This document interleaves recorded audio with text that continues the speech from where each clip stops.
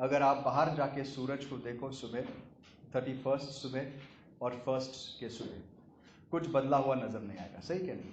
सूरज उसी रंग से उगता है, उसी तरीके से उगता है, वैसे ही अस्त भी होता है। लेकिन ये साल, ये सूरज, चांद, तारे परमेश्वर ने हमें दिए हैं, साल, तारों का, चांद, दिन रात को गिनने के लिए, महीने और साल गिनने के लिए। और इसका कारण है, मैं नहीं कहूँगा कि साल को ट्रैक करना गलत है, नहीं। I think it's important. कई बार ऐसे दिन हमारे जीवन में विशेष होते हैं। और आइए इस दिन, साल के आखिरी दिन पर परमेश्वर हमसे क्या कहना चाहता है, इसके ऊपर थोड़ा सा विचार करें। आज मैं सुबह की मीटिंग से आ रहा था, बोरी बरक से आ रहा था, और वहाँ मैं जब मेरे घर की तरफ आ रहा था तो दोपहर को ही मैंने शाम की तैयारियां देखी। काफ़ी सारे पार्टी एनिमल्स ऑलरेडी तैयार थे, अपने विशेष वस्त्रों में, सब तैयार थे शाम के लिए, 31st नाइट, ग्रैंड सेलिब्रेशन। और आई थिंक उनको जिसने भी ये नाम दिया, it's quite an appropriate name, party animals. क्योंकि बर्ताव कैसे है? जानवरों जैसा ही है। जो इस प्रकार से अपना जीवन जीते हैं, उनमें और जानवरों में ज्यादा फर्क नहीं है। जानवर भी जीते हैं अपने इंस्टिंक्ट्स पर कि आज मुझे क्या मिलेगा, आज मुझे भोजन चाहिए तो मेरा शरीर उस दिशा में भागेगा, और कुछ चाहिए तो उस दिशा में भागेगा। वो अवसर देखता है कि मैं अपनी लालसाओं को और ज़रूरतों को, जानवरों के पास फिर भी एक नीड होती है, भूख लगी तो मार खाते हैं, इंसान के पास और भी बहुत सारी चीज़ें होती है। लेकिन बुद्धिमान लोग इस प्रकार से अपना जीवन नहीं बिताते। बुद्धिमान लोगों में और सामान्य लोगों में जमीन आसमान का फर्क है। बुद्धिमान वो है जिसने यीशु मसीह को जान लिया। बुद्धिमान वो है जिसने मसीह को अपने जीवन में अपना प्रभु करके माना है। बुद्धिमान वो है जो परमेश्वर की बातों पर सोचते, और उनके विचार बहुत अलग होते हैं। हम भी जब इस साल के अंत में आए हैं, हमें भी ये एक विशेष दिन लगता है। इसलिए नहीं क्योंकि हमें शाम को कहीं मौज मस्ती करनी है, या क्योंकि हमारे लिए 1 तारीख शुभ होती है, नहीं। मैं सोचता हूँ इस दिन का हम उपयोग करें, फायदा लें कि हम किस प्रकार से अपने जीवनों के बारे में थोड़ा सा सोचें। और आइए एक प्रार्थना से शुरू करते हैं, एक ऐसी प्रार्थना जो परमेश्वर के एक बहुत ही बड़े और महान दास ने की थी। और मैं चाहता हूं कि यह प्रार्थना हम सब करें, और कल इस प्रार्थना का उत्तर परमेश्वर हमें दे, इसका हम उम्मीद करेंगे। आइए ये प्रार्थना हमें भजन संहिता उसके 90th साम में मिलती है। भजन संहिता उसका 90 अध्याय, Psalm 90। This is the only psalm on record written by Moses. ये एक ही भजन है जो मूसा के द्वारा लिखा गया है, एटलीस्ट हमारे बाइबल में ऑन रिकॉर्ड। उसने और लिखे होंगे, लेकिन this is a psalm of Moses. आइए ब्रदर पहले कुछ वचन पढ़ते, 1 से लेकर हम इसके let's just read, I tell you कहां पर हम रुकते रहे। हे प्रभु, तू पीढ़ी से पीढ़ी तक हमारे लिए धाम बना है। इससे पहले कि पहाड़ उत्पन्न हुए, वह तूने पृथ्वी और जगत की रचना की, वरन अनादि काल से अनंत काल तक तू ही ईश्वर है। तू मनुष्य को लौटा और चूर करता है और कहता है कि हे आदमी लौटा, क्योंकि 1000 वर्ष तेरी दृष्टि में ऐसी है जैसे कल का दिन जो बीत गया, वह रात का एक पहर। तू मनुष्यों को धारा में बहा देता है, वे सपन से ठहरते हैं, वे भोर को बढ़ने वाली घास के समान होते हैं। वे भोर को फूलती और बढ़ती है, और सांझ तक कट कर मुरझा जाती है। क्योंकि हम तेरे क्रोध से नाश हुए और तेरी जलजलाहट से घबरा गए। तूने हमारे अधर्म के कामों से अपने सम्मुख और हमारे छिपे पापों को अपने मुख की ज्योति में रखा है। क्योंकि हमारे सब दिन तेरे क्रोध में बीत जाते हैं,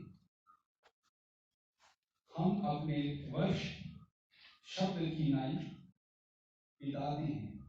हमारी आयु के वर्ष 70 हो गए हैं, और चाहे बल के कारण 80 वर्ष के भी हो जाएं तो भी उनका घमंड केवल नष्ट और शोक ही शोक है, क्योंकि वे जल्द कट जाती है और हम जाते रहते हैं। तेरे क्रोध की शक्ति को और तेरे भय के योग्य तेरे रोष को कौन समझता है? हमको अपने दिन गिनने की समझ दे कि हम बुद्धिमान हो जाएं। हे यहोवा। ठीक है, उसके आगे आप बाद में पढ़ सकते हैं, लेकिन 12 वचन आज के इस संदेश का सेंटर पॉइंट होगा। इस प्रार्थना का सबसे विशेष हिस्सा। बहुत सारी चीजें मूसा कहता है, लेकिन इस 12वें वचन में वो कहता है, So teach us to number our days that we may present to you a heart of wisdom. हमें अपने दिन गिनने की समझ दे ताकि हम आपके प्रति, आपके सामने एक बुद्धिमान हृदय प्रस्तुत कर सकें। Teach us to number our days. हमें हमारे दिन गिनने के लिए समझ दे। इस प्रार्थना का अर्थ क्या है? Teach us to number our days. क्या मूसा को कैलेंडर पढ़ना नहीं आता था? जनवरी में कितने दिन हैं, फरवरी में कितने दिन हैं? क्या वो ये प्रार्थना कर रहा था, प्रभु मुझे मैथमेटिक्स सिखा?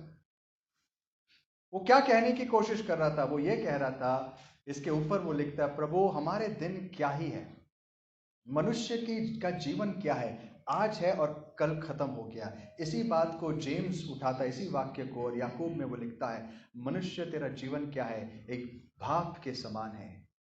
इट्स लाइक वेपर, ये उठता है और जैसे उठता है खत्म हो जाता है। इट्स लाइक ग्रास, जैसे मूसा ने कहा उसी चीज को याकूब कहता है, our life, human life is like the grass of the field. ये बाहर उगने वाले उस घास के जैसे है जो एक दिन उगता है और दूसरे दिन में खत्म होता है। दोस्तों, यहाँ बैठा हुआ हर एक व्यक्ति ये जानता है कि हमारा जीवन कितना ही अनस्टेबल होता है, अनसर्टन होता है। हम सब जानते हैं, हम सब इस बात को कई बार कहते हैं, यार ऐसे लगता है कि दिन उड़ रहे हैं, ऐसे कितनी जल्दी मेरी जिंदगी खत्म हो गई, कितनी जल्दी मैं बड़ा हो गया। ऐसा लगता था कि कल ही मैं एक बालक था। याद आता है, वो यादें अभी भी ताज़ा है कि किस प्रकार से मैं मेरे पिताजी के गोद में खेलता था और आज समय बदल चुका है। टाइम फ्लाइज, और ये एक हकीकत है। और इस 31 को ये एक और बार हमें याद दिलाने का अवसर है। Another year has gone by. एक और साल चला गया। आपको लगेगा कब शुरू हुआ साल, कब खत्म हुआ, हमें पता नहीं। जो बुद्धिमान है उसके ऊपर सोचते हैं। वो बुद्धिमान है, वो सोचते हैं कि मैं मेरी जिंदगी के साथ कर क्या रहा हूं, मैं मेरी जिंदगी के ये लम्हे, ये पल कैसे बिता रहा हूं, are they of any value? क्या इन दिनों का मेरे जीवन का कोई लाभ है? Am I spending them wisely? क्या मेरा जीवन ऐसा है कि मैं कह सकूं कि ये पिछला साल जो चला गया, लॉर्ड आई थैंक यू, इस साल में मैंने बहुत प्रोग्रेस किया। आइए एक क्षण यहां पर रुकते हैं और थोड़ा समय इस पिछले साल पर रिफ्लेक्ट करते हैं। ये साल आपके लिए कैसा रहा? ये मत बताना ब्रदर बहुत सारे प्रॉब्लम्स थे। क्या बताओ, लिस्ट शुरू करूं तो खत्म नहीं होगी, इतने सारे मुसीबतें। हाँ, अगर यही बातें हमें याद है तो हम में और उन पार्टी एनिमल्स में कोई फर्क नहीं, क्योंकि वो पार्टी एनिमल्स इन्हीं मुसीबतों से बचने के लिए ऐसे दिन ढूंढते कि जिस दिन जाके मैं पार्टी कर सकूं। उनको लगता है पूरे सब कुछ भड़ास निकाल दो, जो है मेरे अंदर सब मौज मस्ती कर लो। ऐसा लगता है कि भूल जाऊंगा और थोड़ा आनंद मिलेगा। और क्या होता है पता है, जो खुशी, टेम्पररी खुशी 31st नाइट को मिलती है, वो फर्स्ट की सुबह आते आते खत्म हो जाती है और उठने के बाद कल से ज्यादा मायूसी होती है। एक तो जो भी चढ़ा वो उतरने के लिए बड़े परेशान होते हैं, और उसके बाद पता लगता है कि अगला दिन अभी क्या है, काम पे जाना है। जो खुशी छुट्टी के पहले थी, अरे छुट्टी आ रही है, कितने लोगों की थी छुट्टी, अरे खुशी आनंद है, अभी छुट्टी आए, वही आप फर्स्ट शाम को देखो क्या लगेगा, यार कल से स्कूल, कल से काम। ये साइकिल जो होता है ना, एक एंडलेस साइकिल है, और इसमें जो फंसते हैं वो कभी बाहर नहीं निकल सकते। There is no meaning to life. जीवन में कोई अर्थ नहीं होगा अनलेस आपके जीवन में कोई पर्पस नहीं होगा, अनलेस आपके जीवन में कोई मकसद नहीं होगा, आपकी जिंदगी ऐसी ही होगी। जानवरों की एक साइकिल होती है, वो उठते हैं, उनको भूख लगती है, फिर वो खाना ढूंढते, खाना पेट भर गया, फिर उनको लगता है चलो और कुछ, मतलब उनकी जो ज़रूरतें होते हैं वो ज़रूरतें पूरी करते हैं, उनके बच्चे पैदा होते हैं, एंड द साइकिल कंटिन्यूस। अगर आप देखो असामान्य मनुष्य और उन जानवरों में ज़्यादा कोई फर्क नहीं, देयर इज नो पर्पस। एक दिन दुनिया के सबसे बुद्धिमान व्यक्ति ने, एक ऐसा व्यक्ति जिसने हमें बाइबल के 3 किताबें दी, 3 ब्यूटीफुल बुक्स, एक ऐसा व्यक्ति जिसका जीवन एक पैराडॉक्स था। पैराडॉक्स समझते हो? मतलब एक दो ऑपोजिट चीजें उसके जीवन में दिखाई देती है। हाँ, कौन था उधर? सोलोमन। एक ऐसा व्यक्ति था जिसने पूरी दुनिया को ज्ञान दिया, लेकिन उसका ज्ञान उसको काम नहीं आया। हाँ? आपको कभी लगा है ऐसे कोई लोगों से मिले हैं, या आपके जीवन में हो सकता है जिस इंट्रोस्पेक्ट कि आपने दुनिया भर को ज्ञान दिया, बहुत अच्छे अच्छे एडवाइस दिए, आपके जीवन में खुद 12 बजे हुए? ऐसा है कोई? सारे गलत डिसीजन, लेकिन दुनिया को अच्छे से अच्छा ज्ञान। ऐसे लोग मिले आपको? सामने वाला बोलता क्या ज्ञानी आदमी यार, क्या एक की एक मुझे सलाह, लेकिन उसके खुद के जीवन में इसकी बैंड बजी पड़ी है। पता नहीं ये होता कैसे, बट होता है, इट्स अ रियलिटी। और हमारे साथ ही नहीं, इस दुनिया के सबसे बुद्धिमान व्यक्ति वंस अपॉन अ टाइम उसके साथ हुआ है। इतनी बड़ी बड़ी अच्छी अच्छी बातें लिखी ऑन सेक्सुअल प्योरिटी, इसके ऊपर उसके ऊपर, खुद की हजार पत्नियां, खुद के जीवन में और कुछ पता नहीं कितने सारी चीजें। अरे it is unthinkable. Anyways, but he was anointed, तो उसकी बातें हम गौर से सुनते हैं। आपको पता है सोलोमन ने बाइबल में 3 किताबें लिखी, और उन 3 किताबों में उसकी एज आपको दिखाई देती है। सबसे पहली किताब उसने लिखी सॉन्ग ऑफ सोलोमन, उसकी जवानी में उसने लिखा, जब उसके अंदर एक यंग ब्राइडग्रूम का एक जोश था। Song of Solomon, it's a beautiful book on husband wife relationships, पति पत्नी के लिए बहुत सुंदर किताब है, और बहुत सारी आत्मिक चीजें भी उसमें। वो उसने अपने सबसे जवान स्थिति में लिखा। फिर उसने थोड़ा मैच्योर हो गया, फिर वो अपने बेटे को कहता, बेटा उन स्त्रियों से दूर रहे, तो इस रास्ते पर मत जा, व्यभिचार के रास्ते पे मत जा, ये मत कर। That's when he wrote the proverbs. और उसके बाद बाइबल कहती है उसका जीवन एक गलत मोड़ ले लेता है। इतनी सारी स्त्रियों के साथ वो पॉलिटिकल अलायंसेस और शादियां करता है, अलग अलग देवताओं को मानने लगता है। His life was a terrible mess. कितनी पता नहीं ऐसे ऐसी चीजों में गिरा, हम सोच नहीं सकते। सबसे खतरनाक मूर्ति पूजा वो करने लगा। लेकिन एक बात हमें समझ में आती है, ऑल्दो किंग्स में उसके बारे में लिखा है कि उसने पश्चाताप नहीं किया, लेकिन उसने आखिर में एक किताब लिखी जिससे हमें अनुमान लगता है, वी कैन गेस, कि उसने पश्चाताप किया। और वो किताब है सबोपदेशक की किताब, the book of Ecclesiastes. He wrote this when he was an old man, एक बहुत ही वृद्ध अवस्था में, जब वो बूढ़ा था तब उसने लिखा। और एक्लीसियास्टिस की किताब और कुछ नहीं है, लेकिन उसके जीवन की गवाही है। एंड ये किताब में आप पढ़िए, बार बार एट एवरी इंटरलूड, बीच बीच में एक वाक्य आता है, सब कुछ व्यर्थ, everything is meaningless, meaningless, meaningless, everything is meaningless, सब कुछ व्यर्थ है। क्यों? पता है, ये सुलेमान राजा के जीवन की कहानी उसके एक्सपीरियंस पर बेस्ड है। और वो खुद कहता है, इस किताब को आप घर पे पढ़ना, वो कहता है मैंने वो सारी चीजें करके आजमा के देख ली जो एक मनुष्य को खुश कर सकती है। I tried everything. मैंने सोचा कि जीवन में संतुष्टि कैसे मिलेगी, तो मैंने धन इकट्ठा शुरू कर दिया, और मैंने इतना धन इकट्ठा किया कि मैंने हीरे चांदी सोना ऐसे उसको ऐसे बना दिया जैसे कि पत्थर होते हैं। इतने उसके इकोनॉमी में उसकी कोई वैल्यू नहीं थी। दुनिया भर के लोग आके धन देके जाते थे, और उसको समझ में नहीं आता था क्या करे। वो डिजाइन करने लग गया, उसके कपड़े एकदम बेहतरीन डिजाइन करने लगे, टेबल वो बिल्कुल डिजाइन करने लगा, I want my table this way, मेरे घर के पर्दे ऐसे होने चाहिए, मेरे घर की दीवारें, छत। He got into a lot of this. उसको पता नहीं क्या करना है, सोना है क्या करे, चलो दीवार पे चढ़ा देंगे, पेंट नहीं चाहिए। उसने वो सारा कर दिया जो आज के लोग उसके लिए जान देने के लिए तैयार हो जाएंगे। Then he says, वो भी करके देख लिया, सारी बातें व्यर्थ है। फिर मैंने सोचा मैं बड़े बड़े प्रोजेक्ट्स बनाऊंगा।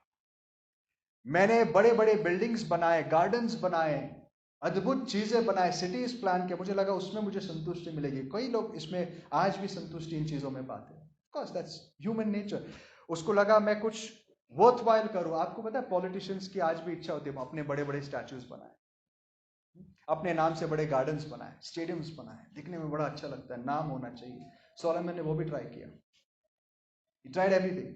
फिर उसने कहा वो करने के बाद मुझे पता चला ये भी व्यर्थ है। फिर मैंने मनोरंजन के हर तरीके अपनाए, मैंने बड़ी बड़े टीम्स बनाए, सिंगर्स, एक्टर्स, म्यूजिशियंस, मेरे मनोरंजन के लिए। वो उन दिनों का यूट्यूब एंड मल्टीप्लेक्सेस जो भी आपके पास होगा वो उन दिनों का था। उसने सब कुछ ट्राई किया, राइट। खुद के थिएटर्स बनाया उसने, कब चाहे वो लोगों को चलो नाटक शुरू कर दो, बैठता था। आज क्या करे, आज कुछ नया देखते हैं। And then he began to entertain himself. उसने कहा हर प्रकार के शराब, वाइन्स ट्राई किए, हर प्रकार के चीजें उसने जो अपने शरीर को सुख पहुंचाते उसने ट्राई किया, और कहता है दैट टू वाज मीनिंगलेस, वो भी व्यर्थ था। फिर उसने कहा कि मैं इंटेलेक्चुअल परस्यूट में जाऊंगा, मैं बुद्धि की बातें खोजूंगा। मैंने बहुत सारे इन्वेंशंस करने की कोशिश की, और इन्वेंशंस करते करते बहुत सारी चीजों का मैंने खोज निकाला, और इस सब के बाद फिर से वही निष्कर्ष निकला। क्या निकला? Meaningless, meaningless, everything is meaningless as the preacher. फिर अंत में ये सारी अपनी गवाहियां लिखने के बाद वो जवानों को कहता है, एंड ब्यूटीफुल लैंग्वेज, मुझे अभी हिंदी में बात करने नहीं आता, but he talks about how the silver cord will break when the gate keepers are lost. ये शरीर का डिस्क्रिप्शन, जब तुम्हारे दांत गिरेंगे, तुम्हारे रीढ़ की हड्डी तुम्हें सपोर्ट नहीं करेगी, तुम्हारे अंदर के जो जवानी के जो उमंग है वो निकल जाएगी, तब तुम क्या करोगे, इसका वो डिस्क्रिप्शन देता है। उसके पहले अपने सृजनहारा को याद करो, कहता है वो। But let's read one thing he says in Ecclesiastes. आइए पढ़ते हैं Ecclesiastes 12, और वो कंक्लूड करता है, ये पूरी किताब लिखने के बाद वो अपना कंक्लूजन लिखता है in chapter 12 verse 13 to 14। क्या लिखता है वो? Ecclesiastes सबोपदेशक 12, 13 और 14। पढ़िए भाई। हे मेरे पुत्र, इन्हीं में चौकसी सीख, बहुत पुस्तकों की रचना का अंत नहीं होता, और बहुत पढ़ना देह को थका देता है। सब कुछ सुना गया, अंत की बात यह है कि परमेश्वर का भय मानना और उसकी आज्ञाओं का पालन करना, क्योंकि मनुष्य का संपूर्ण कर्तव्य यही है। क्योंकि परमेश्वर सब कामों, सब युक्त बातों का, चाहे वह भली हो या बुरी, न्याय करे। वो सब करता है, और कहता है अंत में ये मेरा कंक्लूजन है। हे जवान सुन, the conclusion of the matter is this, कि ये सारी बातों का कोई अंत नहीं, ये करते रहो और उसके अंदर तुम्हें कुछ नहीं मिलेगा। एक ही चीज क्या है? Now all has been heard, here is the conclusion of the matter, fear God and keep his commandments, for this is the duty of all mankind। परमेश्वर का भय मान और उसकी आज्ञाओं को मान, यही मनुष्य का संपूर्ण क्या है? कर्तव्य है। That's the only thing that matters।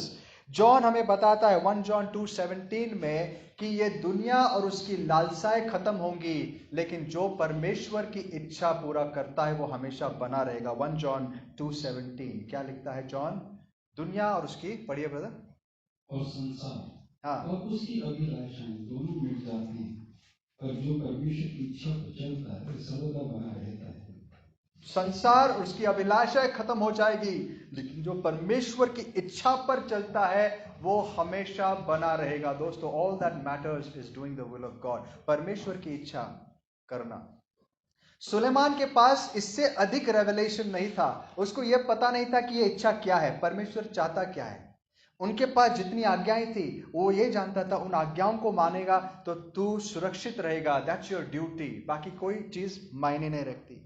लेकिन जब यीशु मसीह इस दुनिया में आए, उसने हमें प्रकट किया कि परमेश्वर की हमारे जीवन में क्या योजना है। What is your purpose, what is my purpose. आपको पता है, जब मैं कंपनी में था, different companies that I worked in, साल में एक समय होता था end of year. Of course वो फाइनेंशियल ईयर होता है। आज हम कौन से एंड में है? कैलेंडर ईयर के एंड में है। फाइनेंशियल ईयर के एंड में क्या होता है सब लोग जानते होंगे। व्हाट इज, क्या होता है? This is a very important time brother Anthony. Not taxes, that's second. Bonus नहीं, reviews. Okay, what are they for, what are those reviews for? उसको क्या बोलते हैं? Appraisals. Important time for everyone, सबके लिए अप्रेजल्स होते हैं। ये अप्रेजल्स क्यों होते हैं पता है? अप्रेजल्स इसलिए होते हैं ताकि हम चेक करें कि साल भर किया क्या है।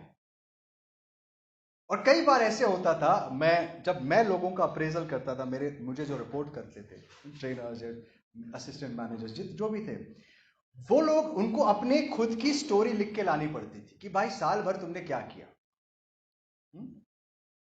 और कई बार ऐसा होता था कि साल के एंड में इन्हें स्ट्राइक होता था, ये हमने कुछ किया ही नहीं है ऐसे कोई लोग यहां पर ऐसे नहीं ना, I hope we should be different. तो उन्होंने क्या किया पता है? वो क्या करते थे, ऐसी ऐसी बातें लिख के लाते थे जिसका उनके केआरएस के साथ, उनका मतलब रिस्पॉन्सिबिलिटीज, उनके क्या कहते हैं, जिम्मेदारियों से कोई लेना देना ही नहीं है।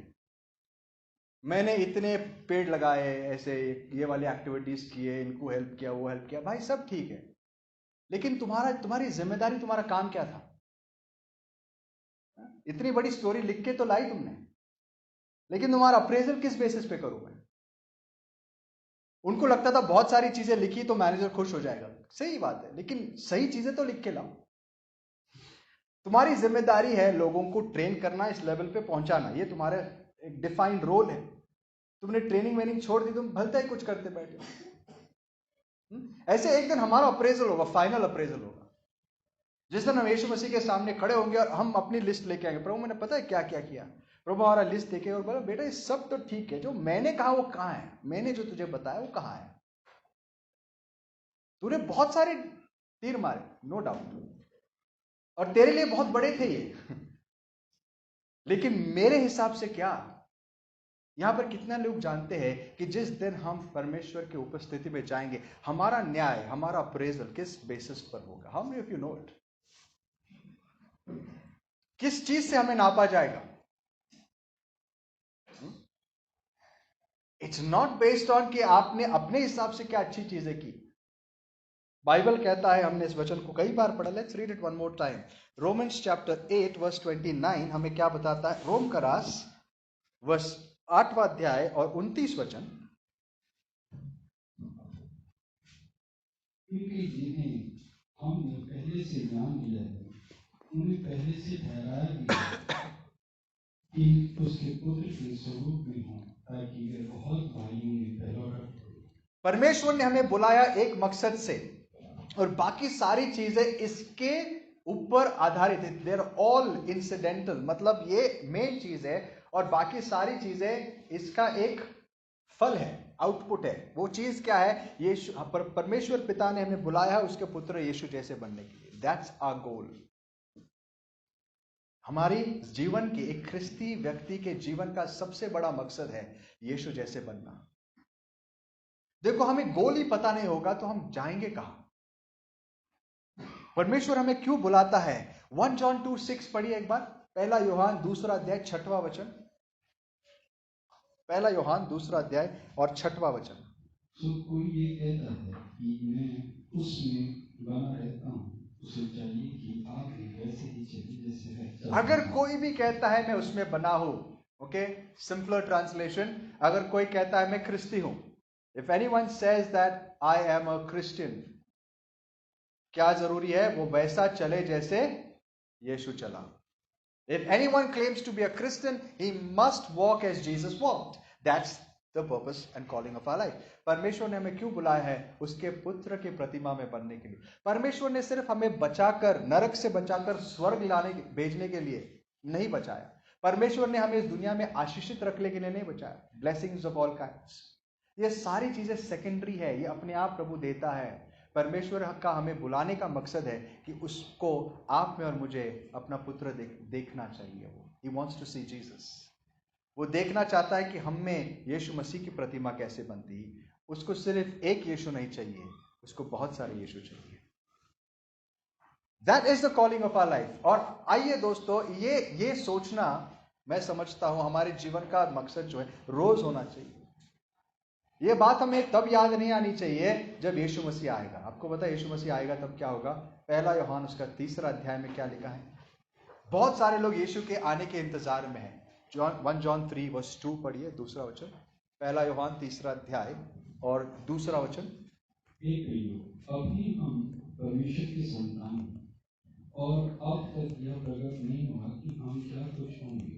इतना जानते हैं कि जब वह प्रकट होगा तो हम भी उसके समान होंगे। देखो, हाँ, जब यीशु मसीह आएगा हमें पता नहीं कि हम कैसे होंगे। आज बहुत सारे लोग इसके ऊपर बहुत रिसर्च करते हैं कि रैप्चर कैसे होगा, रैप्चर के समय जो बीस्ट आएगा वो कैसे दिखेगा, वो क्या होगा, उसका ये सारी चीजें। So much unnecessary investment of time. इन सब चीजों पर लोग इतना समय बिताते हैं। परमेश्वर कहता है इन सब चीजों पर को जान के तुम्हारा कुछ भला नहीं होगा। एक चीज आप जान लो, जिस दिन यीशु मसीह आएगा ना, हमें पता नहीं हम कैसे होंगे, वो कैसे होगा, लेकिन हमें यह पता है जिस दिन वो आएगा हम उसके जैसे दिखेंगे, हम उसके जैसे रहेंगे। और जो इस आशा में रहता है, अगला वचन कहता है, वो रोज अपने आप को शुद्ध करते जाता है। पढ़िए ब्रदर।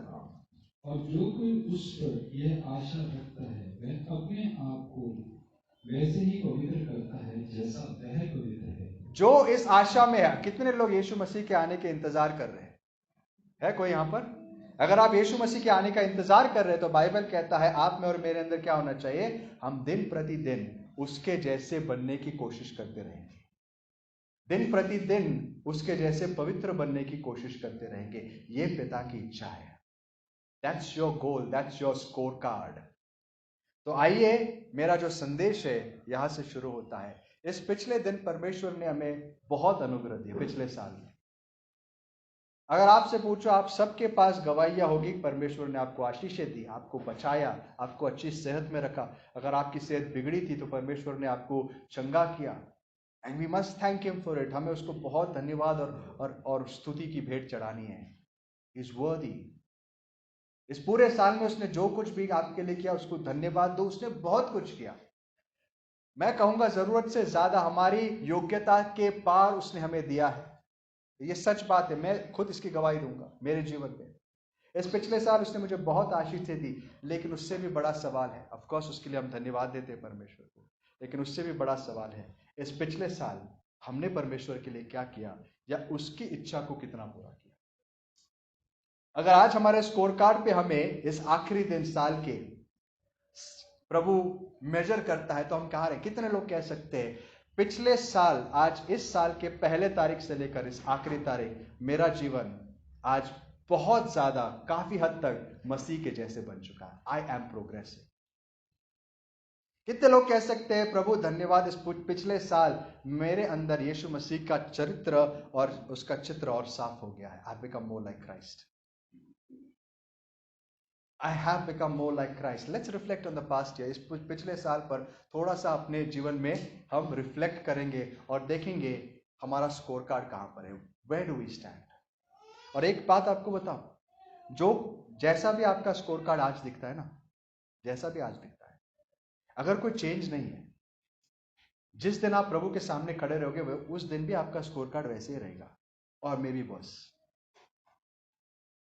अगर आज आपके स्कोर कार्ड पे हर जगह F F fail fail fail लिखा होगा तो हमें यहां पर सोचना जरूरी है। कल हमें प्रार्थना करनी होगी, परमेश्वर इस अगले साल में ये मत होने देना। प्रभु मुझे मेरे दिन गिनना सिखा। Teach me to number my days. दोस्तों, हमें से कोई भी यहां हमेशा नहीं रहने वाला है। हमें से कोई भी इस स्थिति में नहीं रहने वाला है। जो जवान है, ये मत सोचना आप हमेशा जवान रहोगे। थोड़े ही साल के बाद सब शरीर दुखने लगता है, आपको पता चलता है। Okay, old age is a reality. जो वृद्ध है, आप जानते हो आपके पास ज्यादा समय नहीं है, ना ही हमारे पास है, क्योंकि समय एक ऐसी चीज है जो कब आती है और कब चली जाती है हमें पता नहीं है। बुद्धिमान लोग वो है जो अपना समय का अच्छा उपयोग करते हैं। आइए शुरू करते हैं।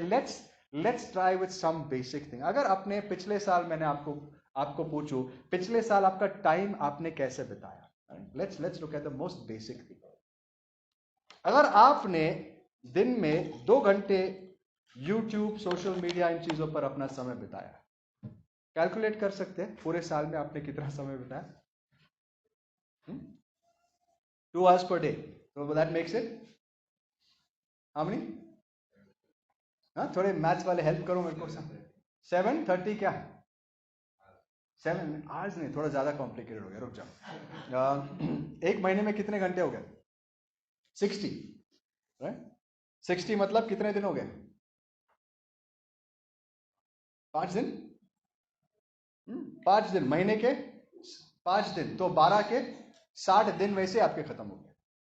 60 डेज, लॉन्ग टाइम ना। 60 डेज में क्या कुछ नहीं होता है। इमेजिन, तो वो तो एक चीज है, उसके अलावा हमने बहुत कुछ चीजें की हैं।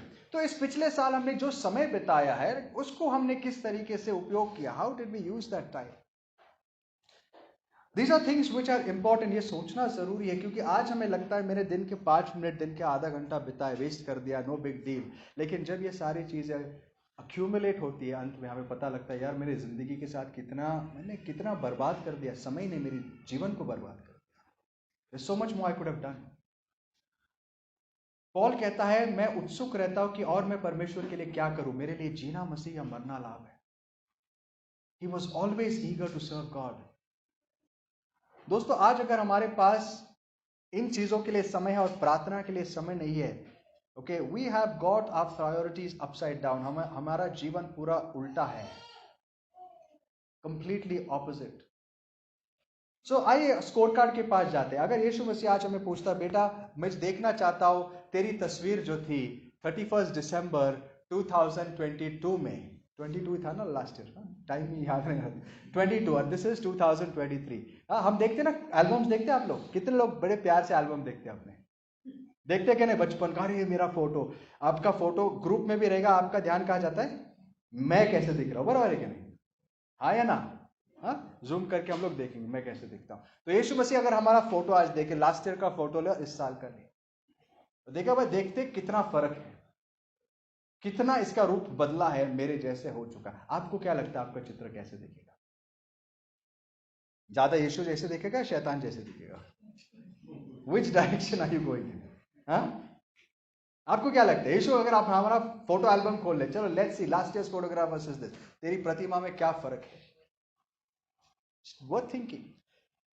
दोस्तों, हमें बुलाया गया है यीशु जैसे बनने के लिए। बाइबल कहती है 2 कोरिन्थियंस 3:18 में कि जो व्यक्ति दिन रात यीशु को देखते रहता है वो यीशु जैसे बनता है। इट्स अ पैराफ्रेज, बट आप पढ़ लेना। 2 कोरिन्थियों का रास 3 अध्याय 18 वचन।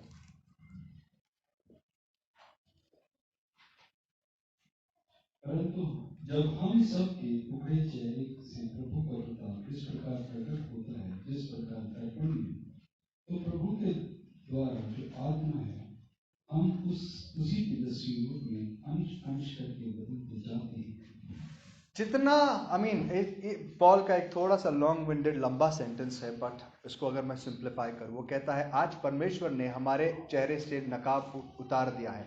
जब हम वचन पढ़ते हैं हम यीशु को साफ देख सकते हैं, और जो व्यक्ति यीशु को देखते रहता है, पवित्र आत्मा उसको यीशु के रूप में बदलते लेके जाता है। सो इन अदर वर्ड्स, एक विश्वासी का जीवन कैसे होता है? दिन प्रतिदिन वो यीशु जैसे दिखता जाता है। यीशु की प्रतिमा में बनना, इसका मतलब क्या? There are 2 parts to it. यीशु की प्रतिमा में बनने के 2 हिस्से। एक, हम चरित्र में उसके जैसे बनते जाते हैं, we become more like him in his character. उसका चरित्र हमारे जैसा है, हमारा चरित्र उसके जैसा बनता है। Second, we become like him in our actions, हम उसके जैसे जीने लगते हैं। There are 2 parts to it.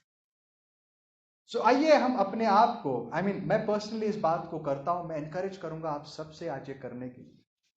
Ideally हमें रोज करना है, but why not on the 31st of December? Why not मूसा के जैसे बुद्धिमान बन जाके, प्रभु हमें अपने दिन गिनना सिखा, हमें ये दिखा कि किस प्रकार से अपने जीवन के बारे में हम सोचें कि मैं मेरे जीवन के साथ क्या कर रहा हूं।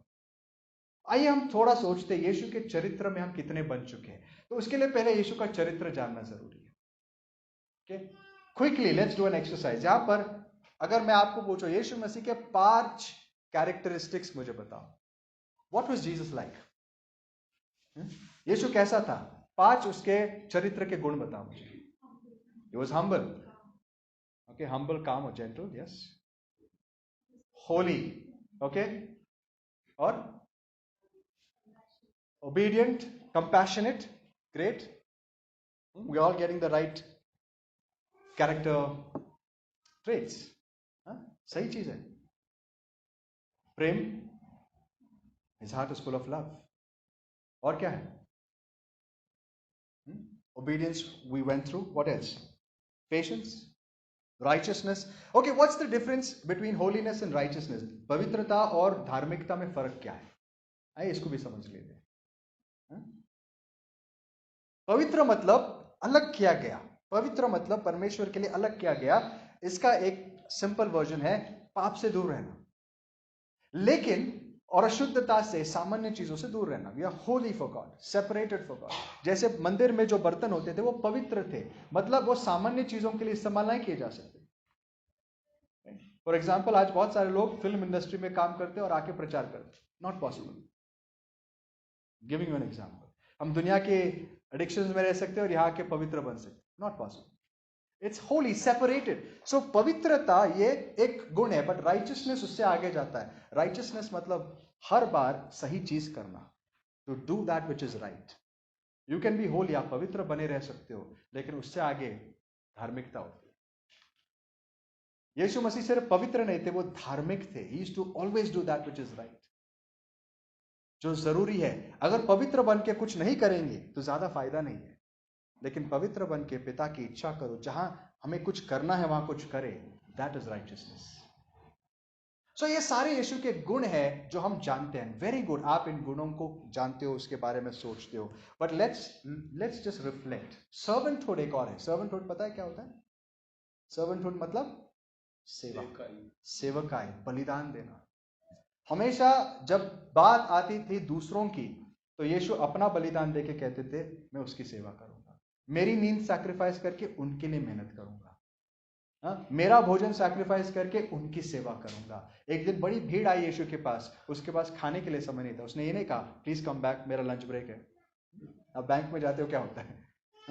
क्लोज्ड. जैसे हम लाइन में आते हैं, क्लोज्ड. आधे घंटे के बाद आओ. हमारे मैडम बहुत दूर से आए, कोई फर्क नहीं पड़ता, मुझे भूख लगी है. That's how we are.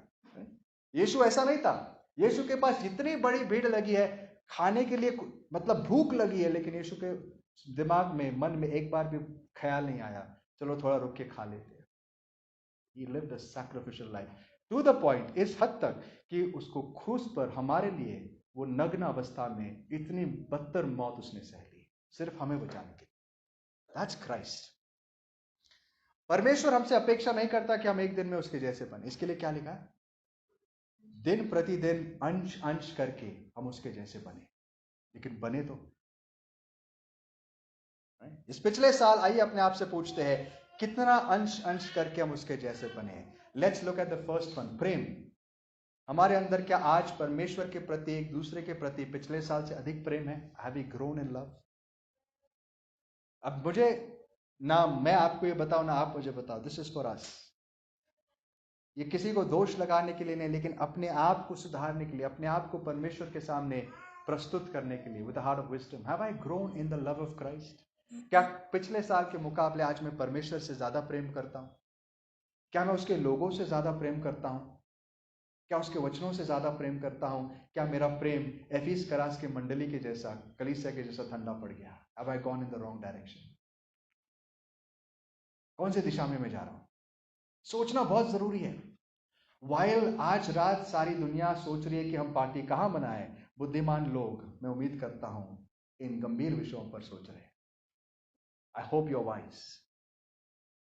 क्या हम कल के मुकाबले आज अधिक नम्र बने हैं? Have I grown in humility? पिछले साल मुझे बड़ा गुस्सा आता था, कोई मेरी निंदा करे, कोई मुझे कुछ कह दे, बड़ा गुस्सा आता था, मेरा ईगो हर्ट होता था. Today I have मेलोड down. नहीं, आज मुझे कोई इंसल्ट करे, कोई करे, I think I am getting better. आज मुझे इतना बुरा नहीं लगता. आज कोई मुझे भला बुरा कहे, मैं सहने की ताकत मेरे अंदर बढ़ गई. I have become a little more humble. Wow.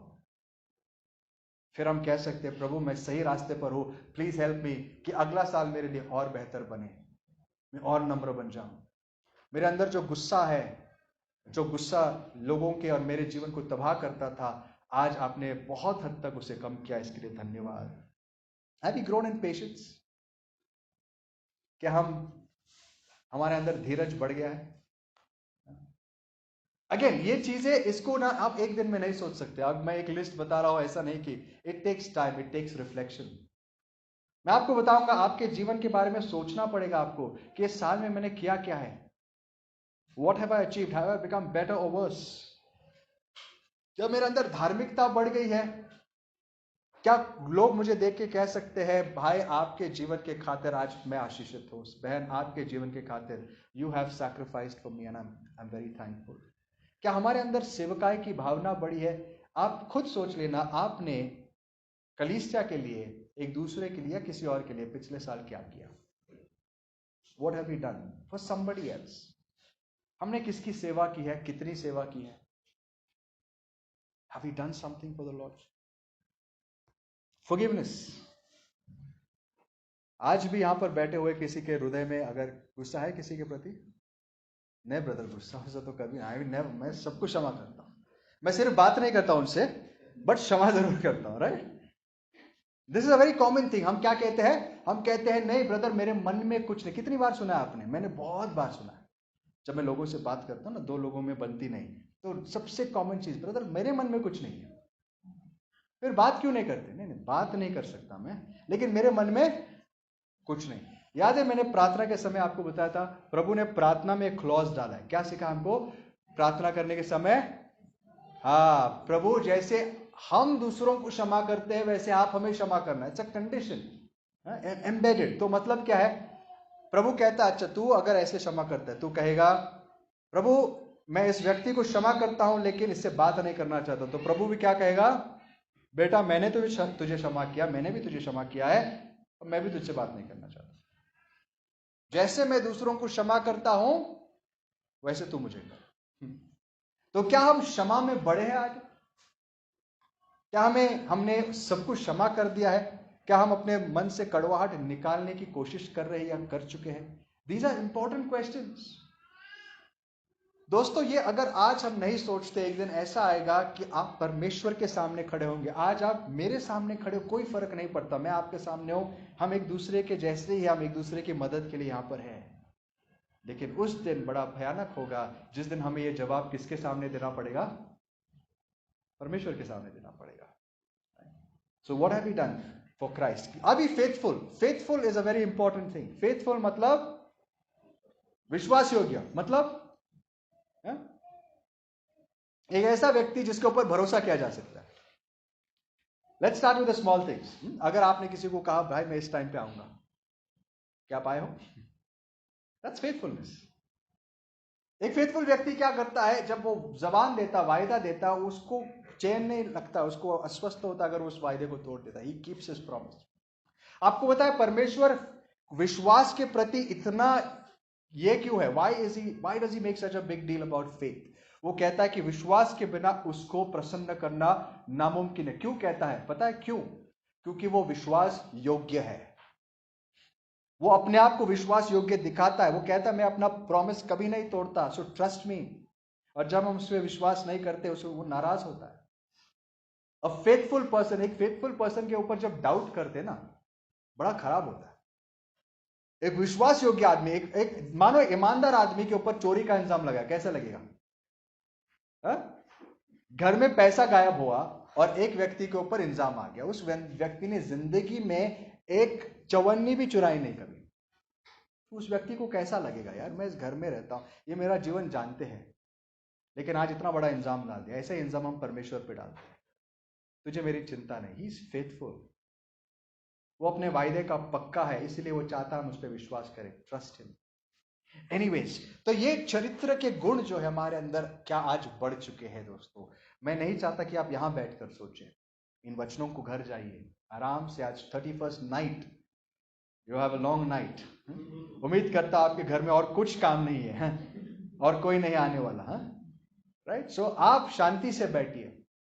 I hope party set नहीं है ऑलरेडी। आप रुके हो भाई, जल्दी रैप अप करना इधर से, और इंतजाम किया मैंने। आई होप ऐसा कोई नहीं यहाँ पर। चाहिए रात भर बैठिए और उस पिछले साल जो हुआ उसके ऊपर सोचिए। मैं कंक्लूड करूंगा इन द सेकंड हाफ। यीशु की प्रतिमा में बनना सिर्फ उसके चरित्र जैसे नहीं, उसके जैसे काम भी करना। So what was some of the things Jesus did? उसके जीवन में उसने किया क्या? कोई बता सकता है? चलो let's go around. He spent time with the Father in prayer. उसने प्रार्थना में अपना He said, उसने कहा मैं मेरे अपने आप से कुछ नहीं कर सकता. I can do nothing of myself. What an amazing statement. मैं अपने आप से कुछ नहीं कर सकता. Who? The Son of God. मैं अपने आप से कुछ नहीं कर सकता. मैं सिर्फ वो करता हूं जो पिता मुझे दिखाता है. जॉन 5:19 में वो कहता है, पिता मुझे जो दिखाता है मैं करता हूं, अपने आप से कुछ नहीं करता. और इसको प्रमाणित करने के लिए वो क्या करते थे पता है? Used to go out every now and then, और क्या करते थे? प्रार्थना करते थे. एक दिन उसको भीड़ से थोड़ा छुटकारा चाहिए था, क्योंकि उसको पता नहीं आगे क्या करना है. वो जंगल में जाके प्रार्थना कर रहा था. एक दिन सुबह सुबह लोग उसके पास आ रहे थे, वो उनके पहले उठ के प्रार्थना करने गया. एक दिन उसे 12 शिष्य चुनने थे, रात भर प्रार्थना की.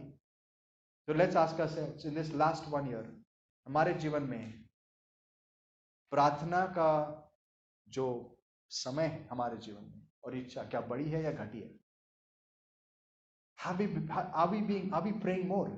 पिछले साल से अधिक क्या हम इस साल प्रार्थना कर रहे थे, या हमारे जीवन में प्रार्थना नहीं थी? दोस्तों, मुझे आपसे बहुत जरूरी बात कहनी है. याद रखना, आप अपने जीवन में पवित्र और बेहतर सिर्फ संदेश सुन के नहीं हो सकते, YouTube वीडियोस देख के नहीं हो सकते, या और कुछ करके नहीं देख सकते. अगर आपको यीशु जैसे बनना है, आपको बहुत समय प्रार्थना में बिताना होगा. You have to talk to God. और आपको वचनों में समय बिताना पड़ेगा, आपको संगति में समय बिताना पड़ेगा, तब जाके ये सारी चीज आपके जीवन में होगी. The other thing Jesus said was कि मैं इस दुनिया में आया हूं मेरे पिता की इच्छा पूरा करने के लिए. I have come to do my father's will. हम में से कितने लोग इस बात को लेकर चलते हैं, प्रभु मैं तेरी इच्छा पूरा करना चाहता. I want to do your will. क्या हम अपने बच्चों को ये सिखाते हैं, You are in this world to do God's will? मैं कोशिश करता हूं उन्हें बताने की. I don't care what you become, तुम क्या बनो, मैं चाहता हूं तुम सबसे पहले परमेश्वर को जानो और उसकी इच्छा पूरी करो. तुम अपने करियर्स चुनते हो, तुम अपने पार्टनर्स चुनते हो, जो भी करते हो, प्रे फॉर गॉड्स विल. हम भी इस दुनिया में क्यों आए हैं? परमेश्वर की इच्छा पूरा करने के लिए, अपनी मर्जी नहीं. Pray for God's will. क्या आप जब दिन बिताते हो, क्या आपके मन में ये बात आती है, परमेश्वर मुझे तेरी इच्छा करनी, what is your will for my life? क्या परमेश्वर की इच्छा है कि आप सुबह उठो, काम पे जाओ, घर आओ, बर्तन साफ करो, जो करो सब करो, फिर से सो जाओ, अगले दिन उठ के जाओ? अगर ऐसा है तो फिर हम में और जानवरों में क्या फर्क है? परमेश्वर ने आपके और मेरे लिए एक मकसद रखा. He has a purpose. Do you even know that purpose?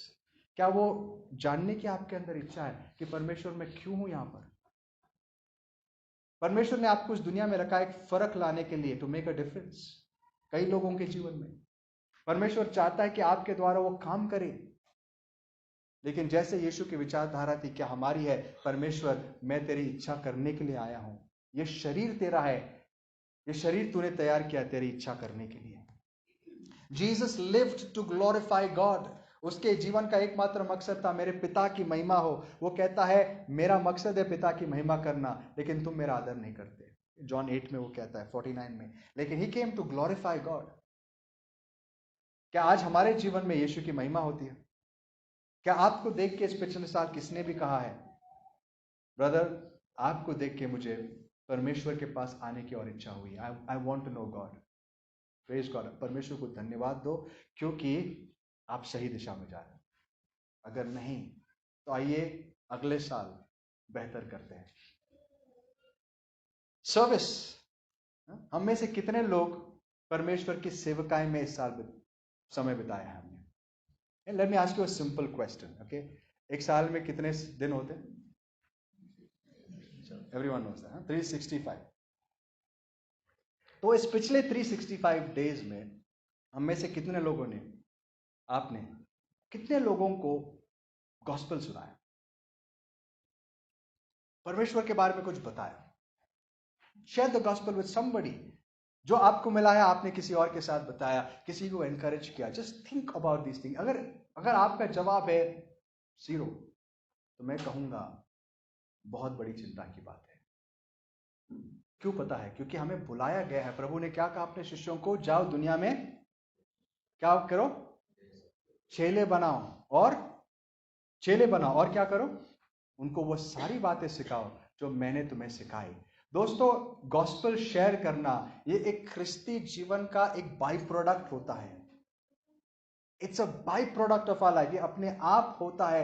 हम अपने आप को रोक नहीं पाते। जहां जाते हैं हमें लगता है कि हम प्रभु की सुवार्ता सुनाएं, और लोग हमें देखकर गॉस्पेल देखने शुरू करते हैं। ये सारे सवाल दोस्तों हमें पूछने बहुत जरूरी है। इसी को कहते हैं, प्रभु मेरे दिन गिनना मुझे सिखा। Teach me to number my days.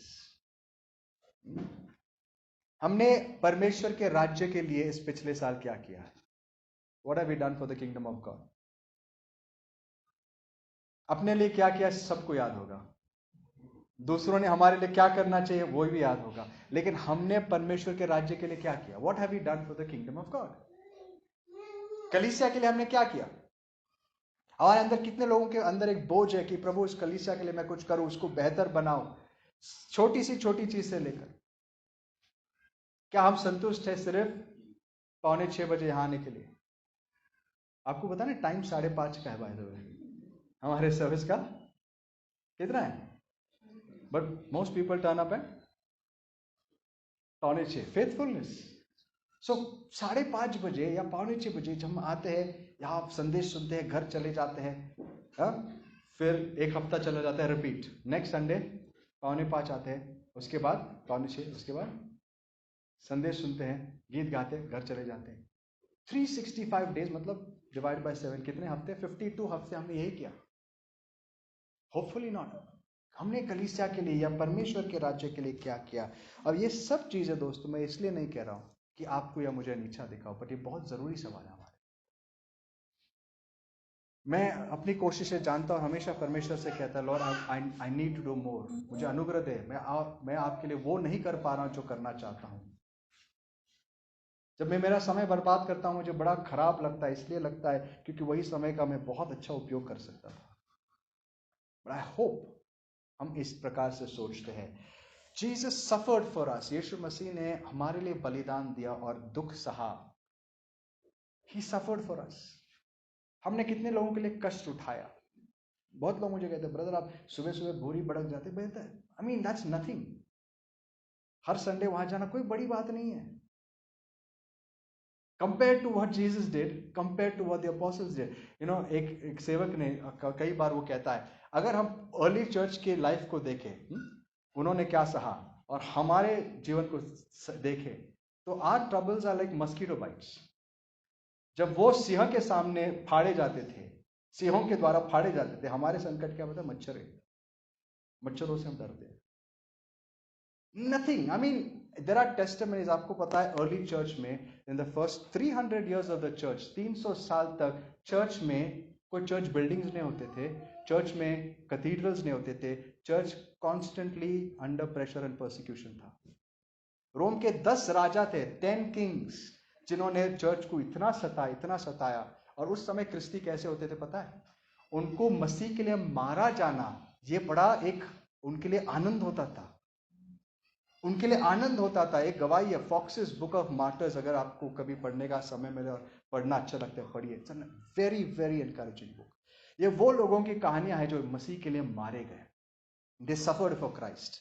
शुरुआत से लेकर पूरे चर्च हिस्ट्री में उनका बहुत सारे लोगों की कहानी है। तो एक कहानी ऐसी बताती है कि क्रिश्चियंस को ऐसे अरीना में लाया गया था और पोल्स पे उनको बांधा गया था। They were tied to the poles.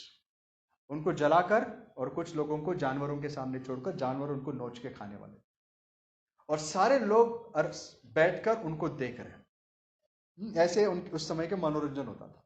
Criminals को लाया जाता था और यहां पर Christians. So the story says कि यहां पर जब इनके सामने इन जानवरों को छोड़ा गया, किसके सामने? नीचे आग लगा दी गई। ये सारे क्रिश्चियंस ऐसे पोल पर बंधे हुए गीत गा रहे थे, and they were glorifying God. What an amazing life, what an amazing way to live. और जब वो गीत गा रहे थे, पता है, जो भीड़ में बैठे हुए लोग इतने अस्वस्थ हो गए, उनमें से कई लोग चिल्लाकर उठे कि ये लोग है कौन यार?